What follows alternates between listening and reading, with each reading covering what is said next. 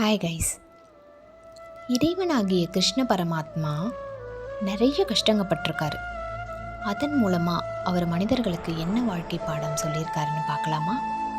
வாங்க. நம்பர் 1, அவர் பிறப்பே கஷ்டம்தாங்க. அவர் சிறையில் தான் பிறந்தார். அவரோட அப்பா அம்மா அவர் பிறந்ததும் அவரை இன்னொருத்தங்க கிட்ட கொண்டு போய் போட்டுட்டாங்க. இதன் மூலமாக அவங்க நமக்கு என்ன சொல்ல வராங்கன்னா, தொடக்கம் எப்படி இருக்கிறது என்பதல்ல, முடிவு எப்படி இருக்கிறது என்பதே முக்கியம். 2வது, அவருக்கு வராத பிரச்சனையே இல்லை.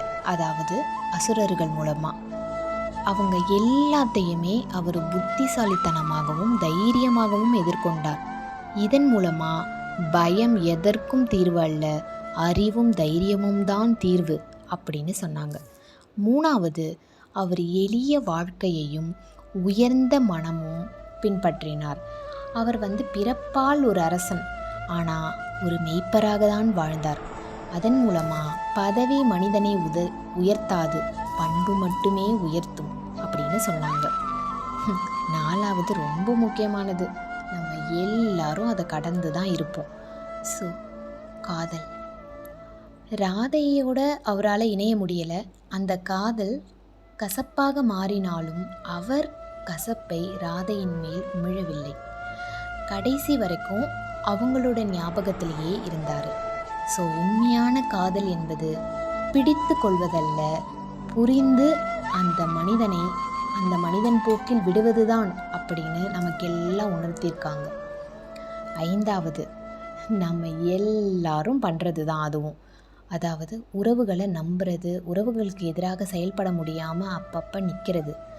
இதையும் அவர் என்ன சொல்லியிருக்காருன்னா, எந்த உறவானாலும் அவங்க தவறு செஞ்சால் தர்மத்தை மேற்கொண்டு நீங்கள் அவங்கள எதிர்த்து நிற்கணும் அப்படின்னு சொல்லியிருக்காரு. ஸோ உறவு முக்கியம், ஆனால் அநியாயத்தை ஆதரிக்கக்கூடாது. 6வது, தன் வாழ்க்கையை விட உலக நலன்தான் உயர்ந்தது என்று அவர் தன் சுகத்தை துறந்தார். அவரால் என்ன வேணால் பண்ண முடியுங்க, ஆனால் அவர் என்ன வேணாலும் பண்ணலையே. அவர் தர்மத்தை மேற்கொண்டார். தர்மத்தின் வாயிலாக அவர் செஞ்சது எல்லாமே நன்மை பயத்தது. ஸோ தன் சுகத்தை துறந்தார். கிருஷ்ணர் நமக்கு சொல்லாமல் கற்றுத்தந்த பாடம் என்ன தெரியுமா?